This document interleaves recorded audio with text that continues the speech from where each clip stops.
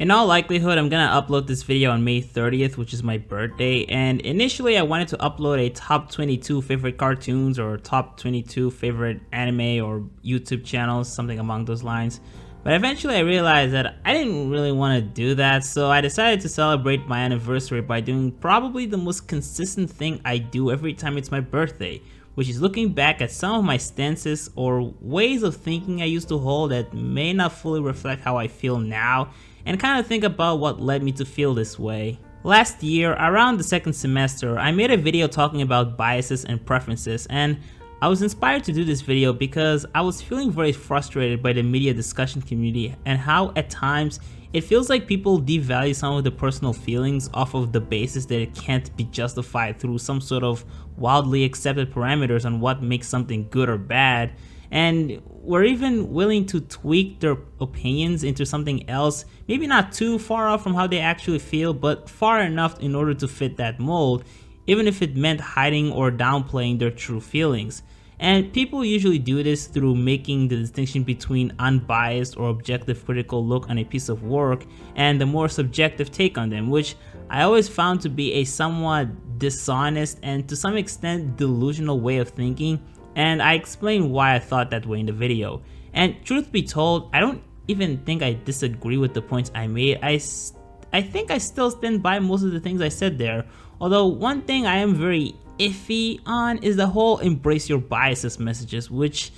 there is some value to that, but I don't think this is a very idealistic attitude to have, at least not anymore. And it's funny because around the beginning of the video, I pointed out how Phantom Strider shared some shitty opinions on Regular Show, which in all likelihood came out of his own bias towards the archetypes of the two main characters, which led to him saying some borderline misinformed statements about them, which in and of itself is enough reason to maybe not go all out in embracing your biases if it can lead to some degree of clouded perception on a certain work couched in misunderstandings. But it's not just that. Not so long ago, I watched a video from MathWiz about how people in general talk about shonen titles, and at some point, he brought up how he thought the Soul Society arc was overrated, not necessarily because he didn't like it, but because people judged the rest of the show based on the standards they created after putting the Soul Society arc on some insanely high pedestal. And that point really got to me because this is not the first time I've experienced stuff like this, where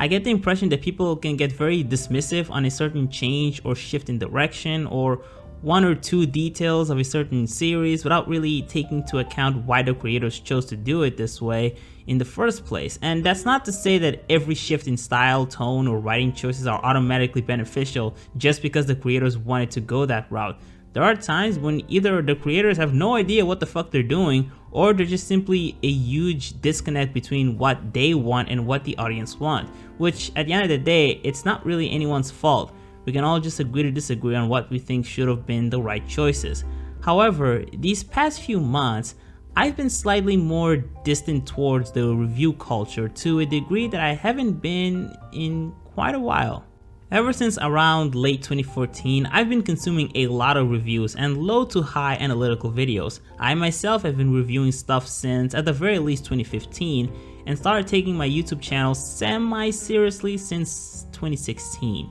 But these last few months, I have scaled down the amount of involvement in this field of discussion. Not like super hard, I still occasionally watch reviews and opinion pieces. I can still very much enjoy them. I think two of the biggest reasons for why this happened is because when you become a reviewer yourself, you eventually drop the need to consume that many reviews, which is an urge one usually gets when you either want to know which stuff you have to consume or not, or you just want someone to put into words how they feel about a certain work that maybe you can relate to in some way or another. In terms of the first option, first of all, there aren't that many people I have a strong trust that what they believe to be worthy of consuming will fully reflect my taste and interests, and if I just want to get a better idea of the consensus opinion on something, there are much more efficient ways of doing that, like looking at scores from IMDb, Mall, Rotten Tomatoes, IGN, or other sites like that. And with the second option, the thing is, I don't need someone to justify the way I feel about something. I am a reviewer myself. I can just write the review in my head if I really want to. Unless a reviewer has a particularly interesting perspective, or maybe he presents himself in a very entertaining way, I don't know why I would go out of my way to spend my time listening to someone spout their opinions that mean absolutely nothing to me. Which brings me to the other reason for why I haven't been consuming that many reviews, which is that there aren't that many reviewers I'm all that interested in right now. Also, as far as why I haven't been reviewing that much stuff, it's a mix between lack of time and inspiration, mostly time.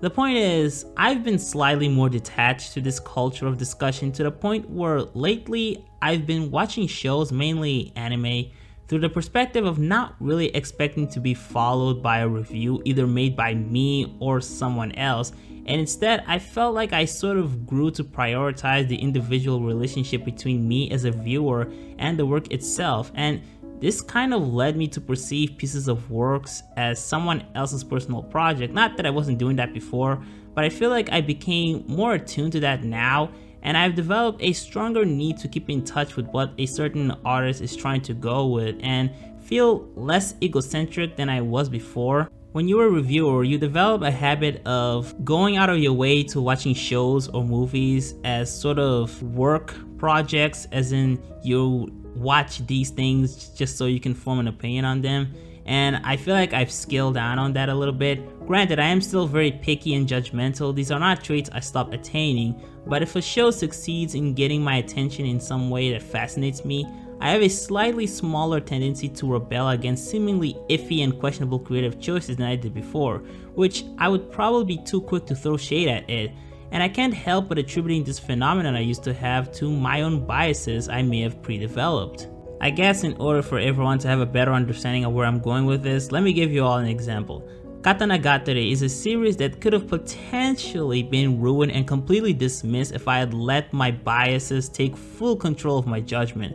The first episode had a couple of things that go hardcore against my typical preferences. For starters, it was 40 plus minutes long. Generally, I don't like consuming episodes that are that long. Secondly, it had a strange musical direction that I was not very used to and made me feel kind of alienated by it. And thirdly, it did something that I'm not very fond of, which is going into ridiculously extensive detail on the lore of the series by having a character fucking sitting down and describing pretty much everything without much emotional investment initially built. This is something that usually puts me off, but I was patient enough to let those things slide because I really did like the art. It's hella gorgeous and stylized, and as I kept watching the episode, I was amused by the character dynamics, so I just kind of dealt with it. Eventually, those issues I initially had didn't even bother me that much. With the exception of the length, I still think some episodes could have been shorter than they were, but still I had a good time and learned to appreciate the show's nature because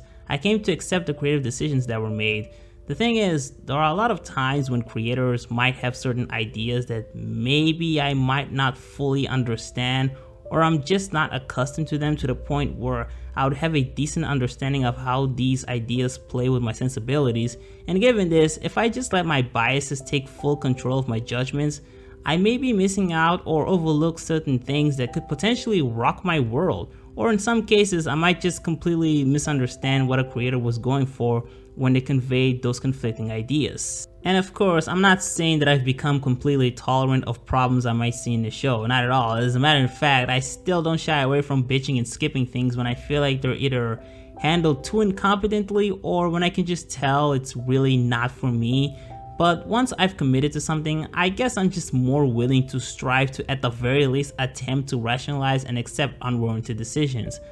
I would say I wasn't a big fan of the War arc when I first read it, but playing through Stone 3 and 4 made me rethink certain things, and I had to be in a position where I already knew what was going to happen in order for me to have a broader scope of the direction the story would take and look at things more critically, unlike the first time when the experience was raw and subject to a lot of expectations I was prioritizing over what the story was actually trying to go for. So because of this, I would like to retract my embrace your biases message and instead change to be aware of your biases, regardless of how that'll affect your experience. As long as you're aware of them, you're in a much better direction on what or how you'll approach the media you consume, and decide for yourself how to feel about it with a higher degree of self-awareness. Anyway, goodbye.